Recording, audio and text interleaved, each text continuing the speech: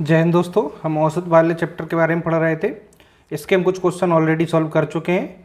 पिछली वीडियो तक हम क्वेश्चन नंबर 16 तक न्यू आर.एस. अग्रवाल मैथ से सॉल्व कर लिए थे। मैं न्यू जो बुक है 2022 एडिशन उससे सभी क्वेश्चनों को सॉल्व करा रहा हूँ। यानी कि आप किसी भी एग्जाम की तैयारी करते हैं तो आपके लिए ये बुक पर्याप्त है। इसके अलावा आपको कोई अन्य बुक से पढ़ने की बिल्कुल भी आवश्यकता नहीं है। ठीक है, चलिए हम स्टार्ट करते हैं। और आपने पिछली वीडियोस नहीं देखी हैं तो डिस्क्रिप्शन में जाएंगे, आर.एस. अग्रवाल मैथ्स करके मैंने प्लेलिस्ट बना दी है, उसकी लिंक मिल जाएगी। क्लिक करेंगे तो आपको सभी चैप्टर सिस्टमेटिक टाइप से मिल जाएंगे। ठीक है, तो सभी कंप्लीट हैं तो आप देख सकते हैं। ठीक है, चलिए क्वेश्चन नंबर 17 से सॉल्व करते हैं और थोड़ा सा हम आराम से क्वेश्चनों को सॉल्व करेंगे। ठीक है, चलिए समझिएगा। यहाँ से क्वेश्चन पूछे जाते हैं परीक्षा में। 9 विद्यार्थी एवं उनके शिक्षक की औसत उम्र कितनी है? 16 वर्ष। ठीक है, 9 विद्यार्थियों और एक शिक्षक है, इनकी टोटल औसत उम्र है 16 वर्ष। प्रथम 4 विद्यार्थियों की औसत उम्र है 19 वर्ष और अंतिम 5 विद्यार्थियों की औसत उम्र है 10 वर्ष। तो शिक्षक की उम्र क्या होगी? देखिए 9 विद्यार्थी और एक, टोटल कितने हो गए? 10 शिक्षक और विद्यार्थी 10 और औसत है 16। तो 16 औसत इंटू संख्या क्या आ जाएगी? ये विद्यार्थी और शिक्षक को मिलाकर इनकी कुल आयु आ जाएगी 160 वर्ष। ठीक है, अब कह रहा है प्रथम 4 विद्यार्थियों का औसत इतना है। तो प्रथम 4 विद्यार्थियों का औसत कितना होगा? कुल औसत है इनका 19 और टोटल संख्या है 4। तो इनका टोटल कितना होगा? 19 दूनी 19 17 19 चौके 76 वर्ष। यानी कि 4 विद्यार्थी उनकी कुल आयु होगी 76 वर्ष। अब कह रहा है अंतिम 5 विद्यार्थियों की औसत है कितना? 10। तो टोटल कितना होगा? देखिए 4 विद्यार्थियों की है ना, तो 5 विद्यार्थियों को टोटल कितना होगा? औसत है 10, ठीक है, और संख्या 5, औसत इंटू संख्या, तो कितनी आ गई? 50 वर्ष। अब यहाँ पे देखिए शिक्षक की आयु पूछी है। यहाँ पे समझना टोटल ये कितने व्यक्तियों की है? 10, 9 विद्यार्थी और एक शिक्षक, टोटल 160। 4 विद्यार्थी इतने वर्ष के होंगे, टोटल 5 इतने के होंगे। 4 और 5 जोड़ेंगे कितना आएगा? 9। इनकी आयु जोड़ेंगे तो 6 और 7 5 12, यानी कि 9 विद्यार्थियों की आयु होगी टोटल 126। तो यहाँ पे 9 विद्यार्थी और एक शिक्षक हैं, इससे 9 विद्यार्थियों की आयु टोटल माइनस कर दें। ठीक है, तो क्या आ जाएगा? एक जो शिक्षक है उसकी आयु हो जाएगी 4, 5 में से 2 गए, कितना? 3। तो शिक्षक हमारे होंगे 34 वर्ष के। ठीक है, सिंपल प्रश्न है, ऐसे हम पहले भी कर लिए हैं। आगे बढ़ते हैं, क्वेश्चन नंबर 18 पर आते हैं।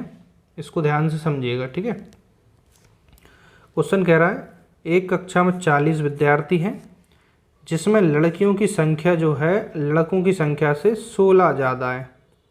ठीक है, जो लड़कियां हैं कक्षा में वो लड़कों की संख्या कैसी है? 16 ज़्यादा है। यदि लड़कियों का औसत वजन है 45 किलोग्राम और एवं पूरी कक्षा का औसत वजन है 47.7 किलोग्राम, तो लड़कों का औसत वजन क्या होगा हमें बताना है। अब देखिएगा ध्यान से, हम मान के चलते हैं जो बॉयज़ हैं, लड़के हैं, वो हैं x, और जो गर्ल्स हैं, लड़कियां, वो कैसी हैं? बॉयज़ से 16 ज़्यादा हैं। लिखा है ना, लड़कों की संख्या से 16 ज़्यादा। लड़का हमने x मान लिए तो लड़की हो गई 16 ज़्यादा। ठीक है, तो टोटल कक्षा में कितने विद्यार्थी हैं? 40। तो लड़का और लड़कियाँ दोनों हैं, दोनों को प्लस करेंगे 40। तो यहाँ से x और x 2x, 16 उस साइड जाएंगे, 40 से माइनस होंगे 4, 3 से 1 जाएगा 2, तो x बराबर यहाँ से कितना मिला? 12, 2 से कट जाएंगे 24। तो x क्या है हमारे पास? लड़कों की संख्या है, तो लड़का आ गए 12। ठीक है, लड़के कितने हो जाएंगे? बॉयज़ 12, तो गर्ल्स 16 ज़्यादा है, तो 16 इसमें 12 में जोड़ेंगे कितने आएंगे? 8 और 2 28, यानी कि लड़का और लड़कियों की हमने अलग अलग संख्या निकाल ली। इतनी बात क्लियर है। अब देखना यहाँ लड़कियों का औसत है 45 किलोग्राम। ठीक है, लड़कियों का औसत, तो लड़कियों का कुल कितना होगा? कुल लड़कियों का वजन कितना होगा? औसत इंटू संख्या। ठीक है, आगे पीछे लिख सकते हैं, कोई फर्क नहीं। कुल इनका वजन आ जाएगा, कितना आएगा? 5 से 5 8 40, असल आई 4, 5 दूनी 10, 4 14, 4 से करेंगे 4 8 32, असलाई 3, 4 दूनी 8 और 3 कितना 11। तो लड़कियों की कुल वजन आ गया 1260। पूछा है लड़कों का औसत। अब देखिए लड़कियों का कुल आ गया, टोटल और पता हो हमें कक्षा का, तो टोटल कक्षा में से लड़कियों का कुल माइनस करेंगे तो लड़कों का कुल आ जाएगा। देखिए कुल कक्षा का कितना होगा, कुल कक्षा का वजन कितना होगा।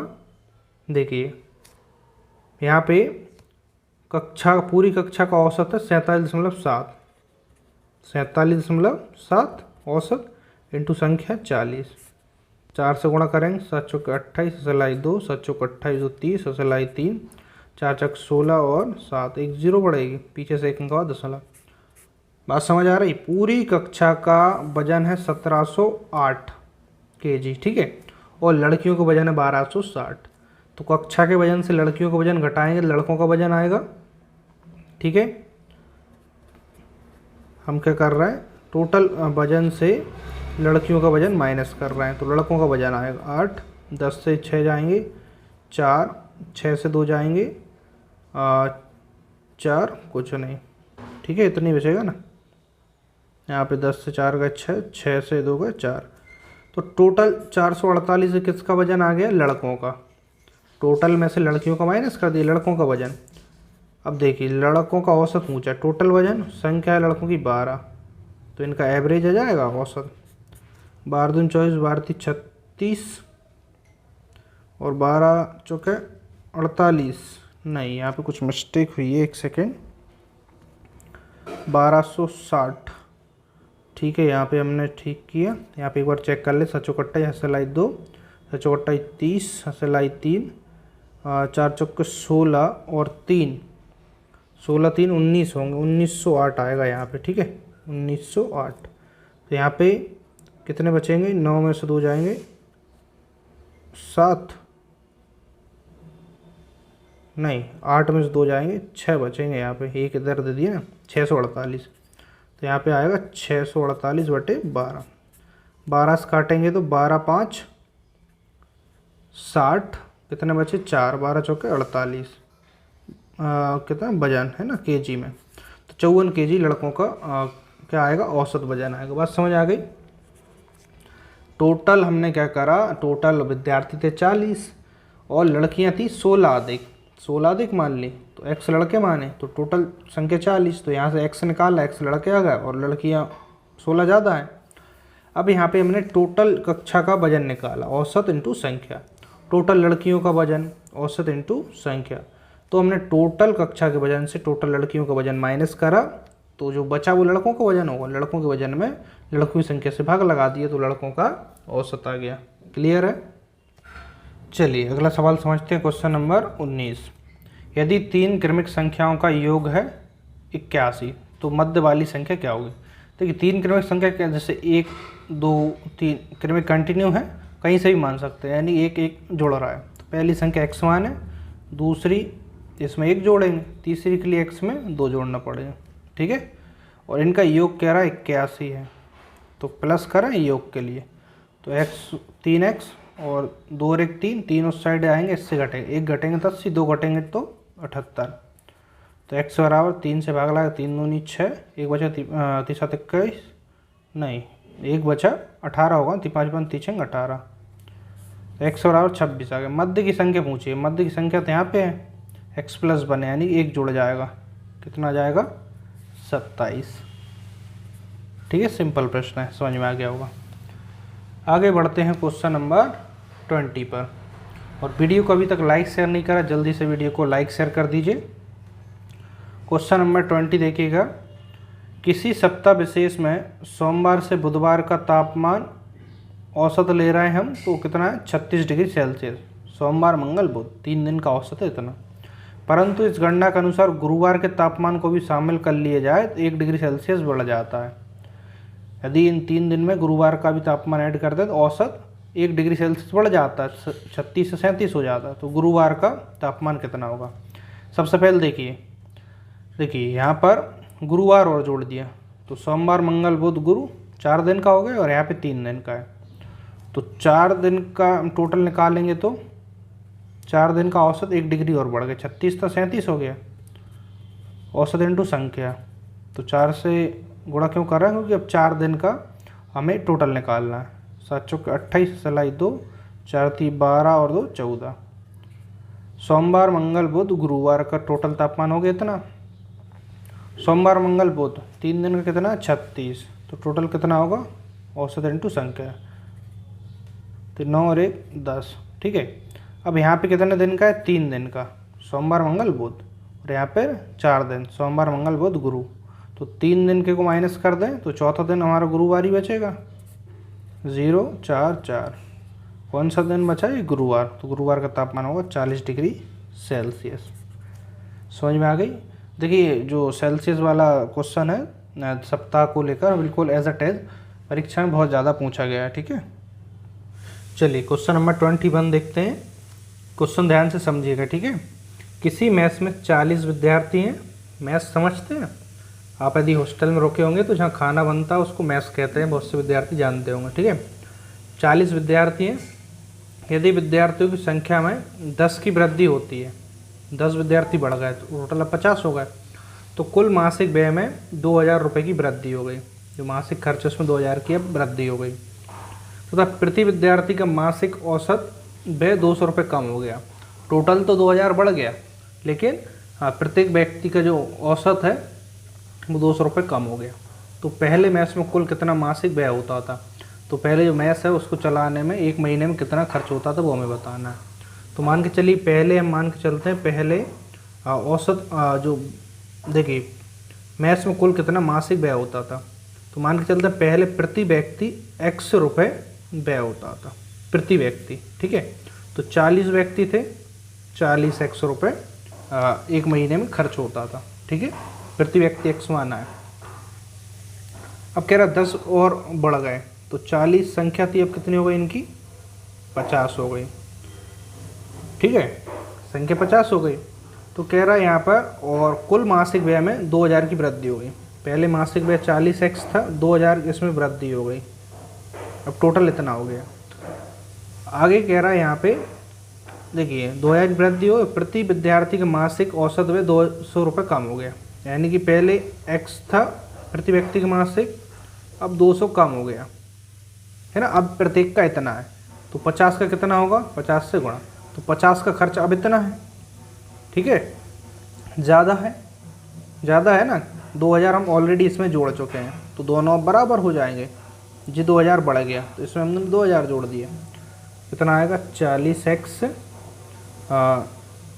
प्लस 2000 50x माइनस 5 दूनी 10 और 3 0।